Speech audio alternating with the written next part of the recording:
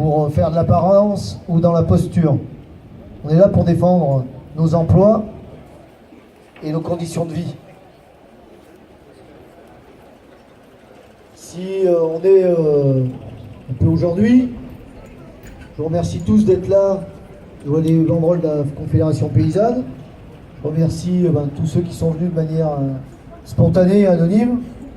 C'est important pour nous parce que le combat n'est pas fini. Même si le jugement est tombé, donc une reprise de 120 salariés, il y a 156 salariés qui vont être licenciés. Donc une reprise de l'entreprise, c'est une chose. Par contre, qu'elle fonctionne, c'en est une autre. Et c'est ce qu'on dénonce depuis le début. C'est pas qu'on veut pas de reprise, comme on pourrait, dans les milieux autorisés, faire passer le message.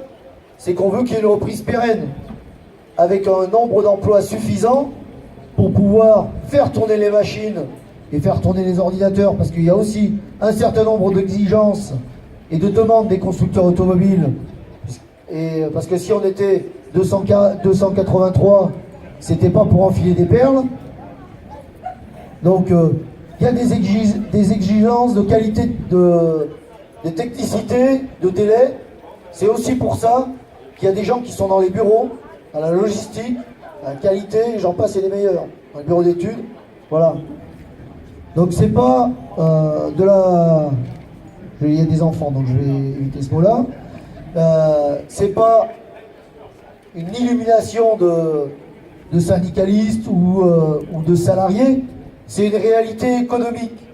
À 120, l'entreprise ne pourra pas effectuer les 23 millions de chiffres d'affaires qui sont normalement affectés. Alors j'emploie normalement volontairement parce que c'est exactement la question qu'on se pose. C'est est-ce qu'ils vont respecter cet engagement-là? Parce que s'il se prend 120, c'est pas 23 millions, c'est à peine 18 millions de chiffre d'affaires.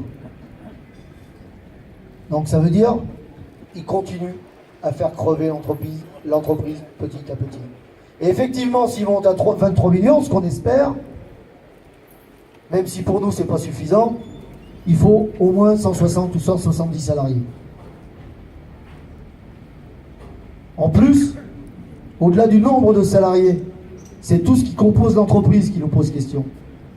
On s'est toujours battu pour que cette entreprise ait une forme d'autonomie. On ne demande pas à être le technocentre avec des bureaux d'études à 25 000 personnes ou j'en passe.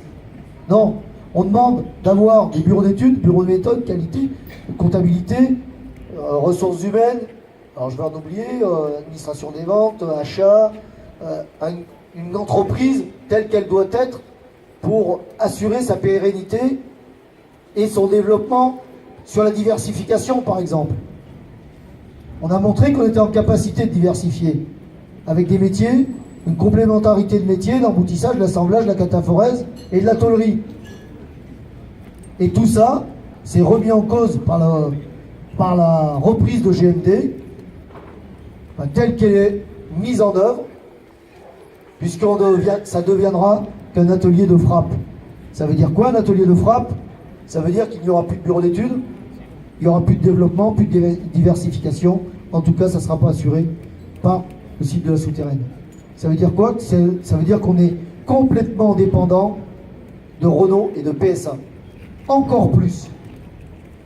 Et si, comme le proposait, dans les différentes discussions, même les constructeurs, Macron ou le président Rousset, il y avait une nécessité de diversification, notamment de notre entreprise dans le bassin d'emploi où on est, ça ne sera plus possible. Donc après, on peut, dans les petits salons, en bouffant des petits fours, se féliciter de cette reprise à 120 salariés. Reprise qui, je le rappelle, s'il n'y avait pas eu la bataille des salariés, s'il n'y avait pas eu la bataille avec la population et avec vous tous, elle serait fermée à l'heure où je vous parle. Et là, vous n'auriez pas des gens qui sont susceptibles d'être licenciés, vous auriez des gens licenciés devant vous. Donc après, on peut dire, comme le président de la Chambre de commerce et de l'industrie, que les syndicats mettent en danger l'entreprise. Mais ce qu'il a oublié, ce brave homme, c'est que les syndicats, ils n'ont pas été créés pour défendre les entreprises. Ils ont été créés pour défendre les salariés. Et ceux qui créent la richesse de l'entreprise, ce sont les salariés.